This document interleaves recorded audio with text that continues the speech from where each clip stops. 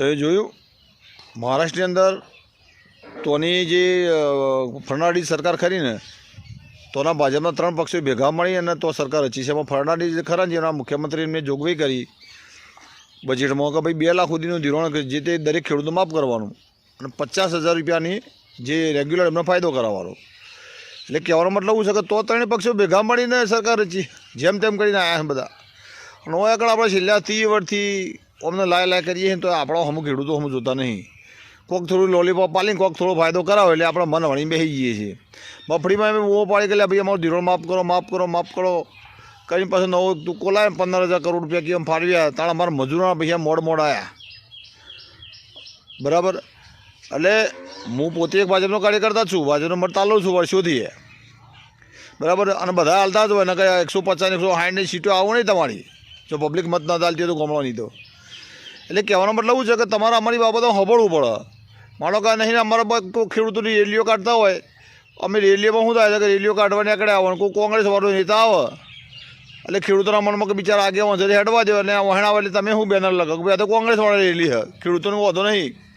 આ જે વળી કોઈક આમવાદી પાર્ટીવાળો કોઈક આવે નિરાવાન ખેડૂતો જોડે તો કે આ તો આમવાદી પાર્ટીના માણસો છે અમે ચો ખેડૂતો છે આવું બધું બોનું કાઢી આ વાતો ઠેલી જાય છે.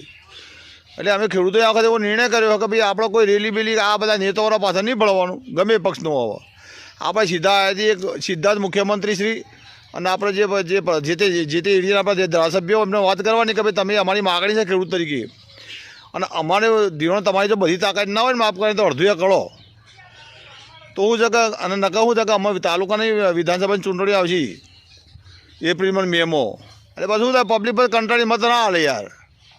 તો આપણે કાલે ઉઠીને કહીએ કે ભાઈ જેમ આમ થયું ને એ બધું વસ્તુ ખોટી પડે કારણ કે તમે કહેશો એવી પબ્લિકને નહીં તમે જો મફરી બધી બાતલ જીરી છે આ બટાકાની અંદર બધા ઉત્તર ગુજરાતની અંદર તો કોઈ તમે આજે પોખરાજ વેરાયટી કે એ બી અમુક વેરાયટી તો કોઈ લેનારું જ નહીં આવ્યું.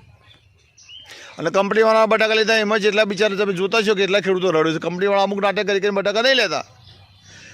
એટલે ખેડૂતોને એક વાત છે કે આપણે રેલીઓ કાઢવા બેસીએ ને સભાઓ પડીએ એટલે આ લોકો સમજે કે આ જે તે પક્ષની સભાઓ છે એવું કી વાસ્તવમાં ખેડૂતોના પ્રશ્નો નથી આંકડા હોય પણ આ લોકો આપણા અર્થઘટન કરે છે ભાજપવાળા.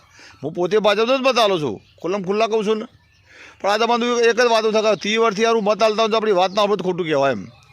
એક વિનંતી છે તમને અમારે કાર્યકર્તા તરીકે ખેડૂત તરીકે કે ભાઈ તમે અમારી વાત સાંભળો અને આ વખત 50% બધું ના થાય તો 50% ધિરાણ માફ કરો. જો બધું કરો તો વધારે સારું. કહું છે પબ્લિક પછી પબ્લિક લઈને જવાબ આપશે પછી કાલું નહીં કહેતા નહીં. અને દરેક ખેડૂત પોતાનો અભિપ્રાય આલો અને વિડીયો શેર કરો. જય હિન્દ જય ભારત.